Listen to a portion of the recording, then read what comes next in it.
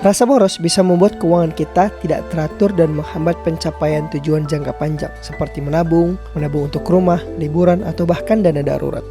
Dengan menghindari rasa boros, kamu bisa lebih mudah mengelola keuangan, menabung lebih banyak, dan mencapai finansial yang lebih besar.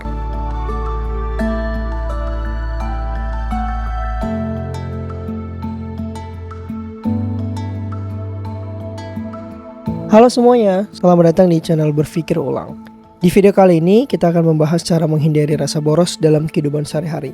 Siapa nih yang suka merasa gaji baru masuk tapi udah habis duluan? Nah, yuk kita pelajari cara praktis untuk mengatasi kebiasaan boros. Yang pertama, buat anggaran bulanan yang jelas. Langkah pertama untuk menghindari rasa boros adalah dengan membuat anggaran bulanan. Dengan anggaran, kamu bisa mengalokasikan pengeluaran sesuai prioritas. Contohnya nih, kamu menetapkan anggaran bulanan 1 juta untuk hiburan. Ketika kamu melihat anggaran ini sudah hampir habis di pertengahan bulan, kamu bisa berhenti sejenak dan berpikir ulang sebelum mengeluarkan uang lagi.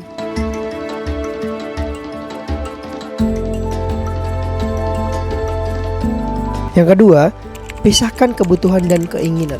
Seringkali kita boros karena bingung membedakan antara kebutuhan maupun keinginan. Pastikan untuk memprioritaskan kebutuhan seperti makanan, tagihan, dan transportasi sebelum memikirkan keinginan. Contohnya, kalau kamu tergoda beli baju baru, tanya dulu apakah ini benar-benar butuh atau hanya keinginan sesaat. Karena seringkali kita banyak baju tapi kita pengen beli baju lagi gitu.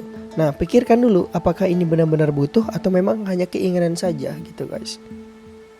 Yang ketiga, gunakan metode 24 jam sebelum membeli. Sebelum membeli sesuatu yang tidak terencana, tunggu aja 24 jam untuk memastikan apakah kamu benar-benar membutuhkannya atau ini hanya dorongan sesaat.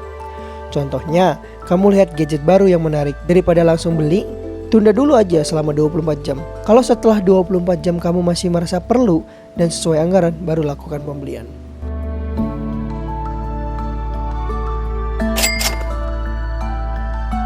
Yang keempat, gunakan sistem amplop. Sistem amplop adalah cara mengatur uang secara fisik. Alokasikan uang dalam amplop untuk kategori pengeluaran seperti makan, hiburan, dan transportasi. Ketika uang di amplop habis, kamu tidak boleh mengambil dari kategori lain. Contohnya, kamu punya uang 500.000 di amplop yang satunya, dan ini untuk belanja makanan.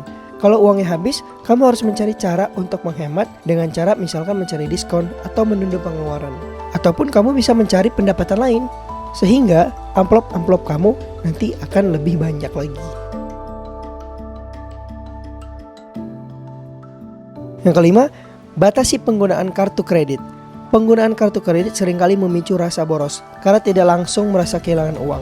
Gunakan kartu kredit hanya untuk kebutuhan yang benar-benar penting dan bisa kamu bayar secara penuh di akhir bulan.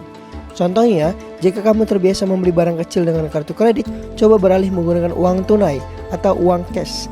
Ini akan membuat kamu lebih sadar saat mengeluarkan uang.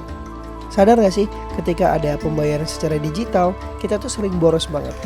Ada QRIS, kita tuh sering boros banget. Nah, cara ini mungkin akan bisa meminimalisirkan pengeluaran kamu.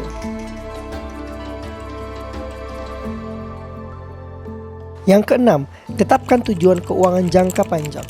Dengan menetapkan tujuan keuangan jangka panjang seperti menabung untuk rumah atau kendaraan, kamu akan lebih termotivasi untuk mengurangi pengeluaran yang tidak perlu. Misalkan, kamu ingin menabung 50 juta dalam 2 tahun untuk DP rumah.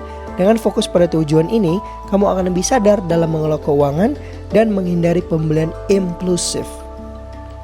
Jadi, kesimpulannya adalah menghindari rasa boros memang tidak mudah, tapi dengan perencanaan yang tepat dan disiplin, kamu bisa melakukannya. Kuncinya adalah memahami prioritas dan selalu bertanya pada diri sendiri sebelum mengeluarkan uang.